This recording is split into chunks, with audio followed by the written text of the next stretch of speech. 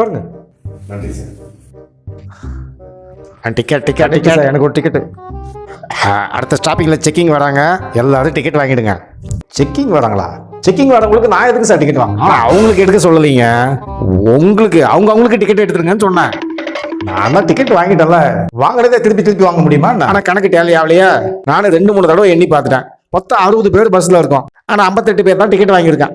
யாரோ 2 பேர் இன்னும் டிக்கெட் எடுக்கவே இல்லை. கண்டக்டர் சார், நீங்கள் காசு கொடுத்து வேலைக்கு வந்தோடா? எப்படி சார் கரெக்டாக கண்டுபிடிச்சிங்க?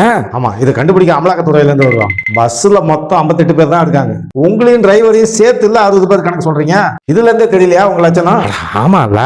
என்ன ஓமா இல்லை? போங்க போங்க, போயிட்டு நல்லதான் ஒரு பாட்டுக்கிட்ட போடுங்க போங்க. என்ன உலகங்க இது? எல்லாம் காசு, எல்லாமே காசு.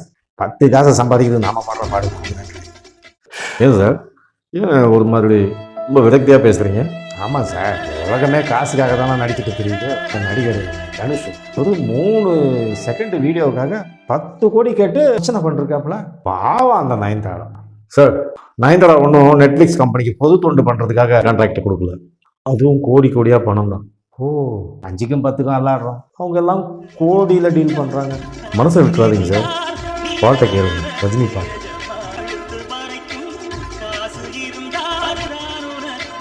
சார் நீங்கள் வேற, யார் எஜமானன்ற பிரச்சனையா?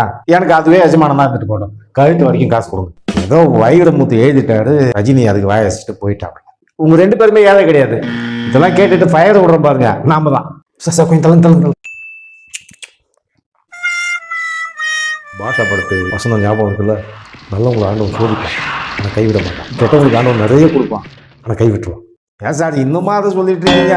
காலம் ஃபுல்லாக சோதிச்சு கஷ்டத்தை கொடுத்து அவர் கைவிடாமல் இருந்தான்னா கை விட்டான். என்ன கேட்டா, அனுபவிக்கிற வயசில் அவர் எல்லாத்தையும் கொடுத்துட்டு கடைசி நேரத்தில் கை விட்டுட்டே போட்டோம்.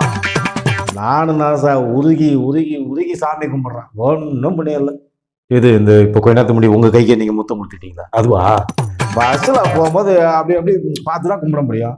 ஜன்னல் வழியாக எகிரி குடிச்சா கும்பிட முடியும். நீங்கள் சொன்னால் நம்ப மாட்டீங்க. பழனி முருகன் கோயிலுக்கு வாரம் நடந்தே போவோம், தெரியுமா உங்களுக்கு? நிஜமாவா? ஆமா, ரேட்டுங்க. நீங்கள் எந்த ஊர்? என் ஊரு பழனி தான் சார்.